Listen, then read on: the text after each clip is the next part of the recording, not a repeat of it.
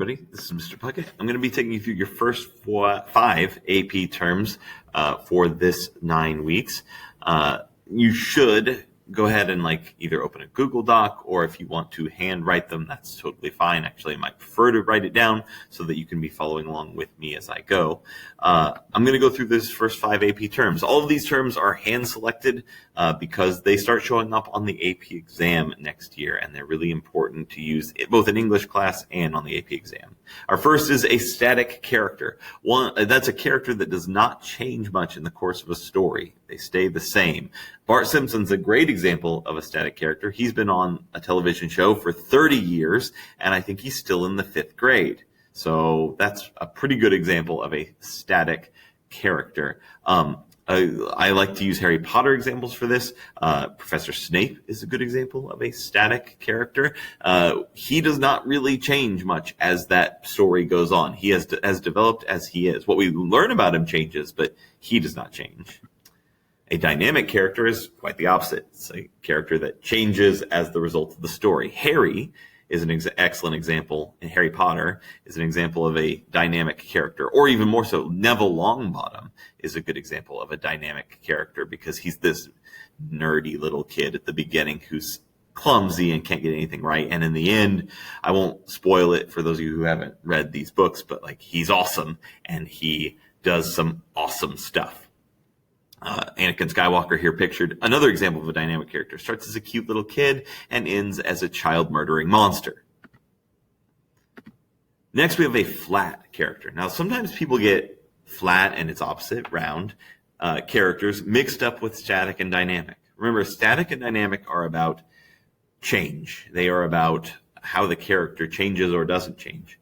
Flat and round are about what we know about the characters, what we learn about them through the course of the story. A flat character is one who has only 1 or 2 personality traits. They're a one-dimensional, flat character. They could be summed up in one phrase. The Tin Man is a good example of a flat character. We know that he needs a heart.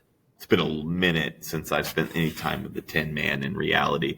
We know that he needs a heart, and that is it. That's literally, and he had one all along. Spoiler alert for, The Wizard of Oz, but he had one all along. He doesn't actually really change. He just learns something about himself, and we only know really one thing about him. The other side, though, is a round character. That's a character who has more dimensions to their personalities. They are complex and unpredictable, just like real people. Now, a round character, we find out more and more about them. At the beginning of the semester, my students know that I am bald, and they know that I teach English. And maybe they know that I'm into some nerdy things, because you can see some Avengers posters behind me.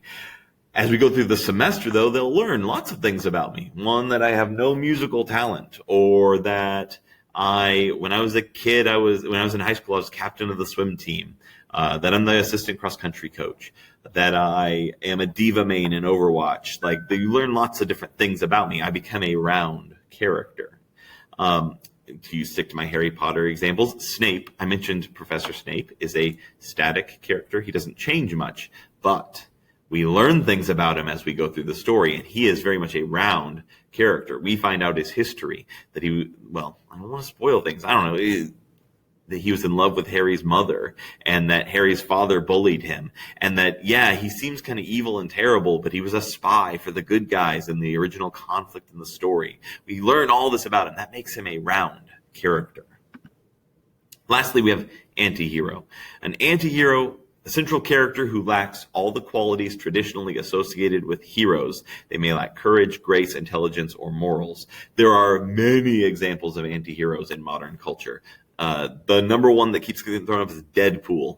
Deadpool is an excellent example of an anti-hero, but there are many, many others that you can think of. You can probably think of several of these. Here's Daryl from The Walking Dead, if you watched that show back in the day. Any character that's cowardly or maybe sarcastic, or maybe doesn't have as much of a value on human life as others, can qualify as an anti-hero, right? Normal heroes are supposed to be graceful and noble and morally upright. Han Solo is a very good example of an anti-hero. He really doesn't. He does what he does for money, and he doesn't care about your revolution, princess. Except that in the end, maybe he shows that maybe he kind of does a little bit. Anyways, that's our fifth word, and so that's the end. I hope you enjoyed getting your first 5 words. I'll see you next week.